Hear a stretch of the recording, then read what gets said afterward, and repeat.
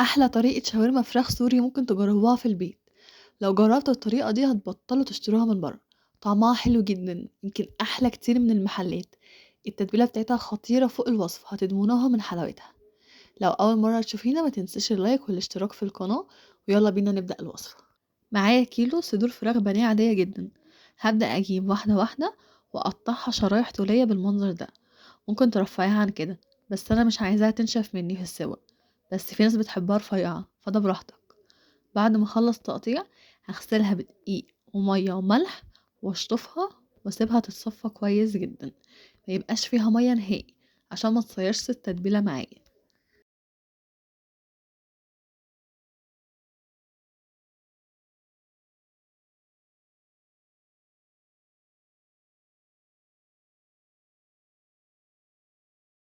التتبيله اللي هستعملها عباره عن نص معلقه من البابريكا، فلفل اسمر، شطه وقرفه، توم باودر وبصل باودر، كيري وجنزبيل وكزبره، ومعلقه ملح، معلقه كبيره صويا صوص وليمونه، وربع كوبايه زيت، وكوبايه زبادي كبيره.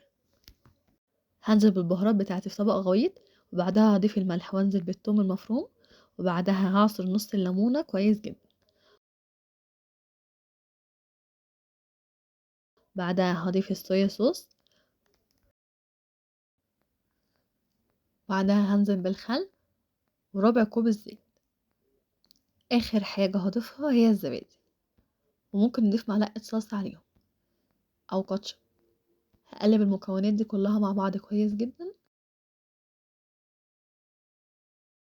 وبعدها هجيب شرايح الشاورما اللي احنا قطعناها وهنزل بيها في التتبيلة، وهقلبهم مع بعض كويس لحد ما اضمن ان التتبيلة غلفت كل قطع البانيه اللي معايا.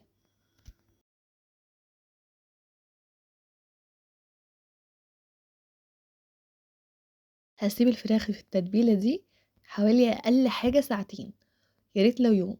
بعدها أجيب جريل وأسخنه كويس وأنزل بالزيت والزبدة يسيحوا ويسخنوا، وأنزل بالشاورما بتاعتي. هسويها وأسيبها تاخد صدمة، ما أقلبهاش نهائي لحد ما اللون بتاعها يتغير. مش هنضيف لها أي إضافات، لا بهارات ولا مية ولا حاجة. هي هتنزل ميتها وهتشربها وهتستوي كويس. أول ما ينكمش كده ويغير اللون هقلبه واسيبه تاني. العملية دي كلها ما خدتش 5 دقايق.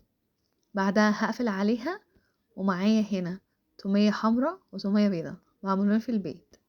هنزل لكم طريقتها في مرة، عايزة اقول لكم ناجحة جدا وكريمي. هتشوفوها دلوقتي في الفرد. هجيب عيش سوري او عيش تورتيلا، وانزل فيها بمعلقة من التومية الحمرا وافردها كويس. ممكن تعملوها كده وتنزلوا الكمية في النص. ممكن نتني اول طرف كده ثانية بسيطة ونفرد عليها. بعدها هنلفها. هضيف الجبنة الموتزاريلا وممكن خيار مخلل، وبعدها هبدأ أضيف شرايح الشاورما. هوزعهم كويس جدا،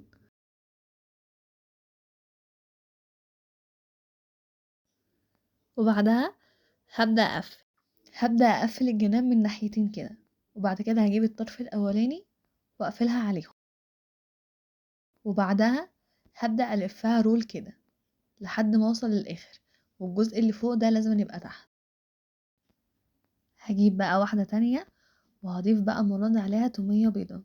ممكن نعمل ميكس بين التومية البيضة والتومية الحمراء، يعني على حسب الرغبة برضه. بعدها هبدأ أضيف الجبنة الموتزاريلا تاني. بعد كده الشاورما هرصها برضو كويس جدا. بعد كده هبدأ أقفل. هكون مسخنة طاسة كويس على النار جدا، ممكن جريل، وهضيف فيها قطعة زبدة وشوية زيت. ممكن برضو أضيف الزيت اللي نازل من الشاورما، هيبقى خلاصة التتبيلة وهيبقى طعمه حلو قوي. هجيب الفرشة ووزع الزيت ده في الطاسة كويس جدا. بعدها هجيب العيش السوري اللي احنا حشيناه وابدأ أضيفه في الطاسة.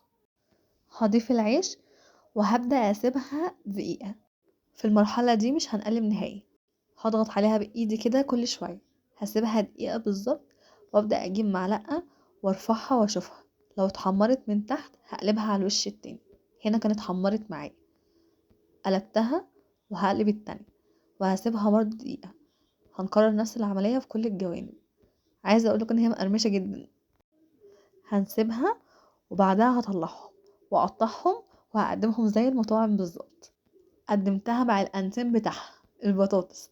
الشاورما يعني بطاطس، هما توينز كده، ما يستغنوش عن بعض.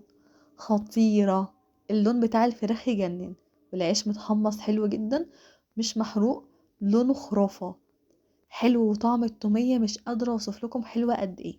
لو جربتوا الطريقة دي هتدمنوها، حرفيا هتبطلوا تشتروها من بره، خلاص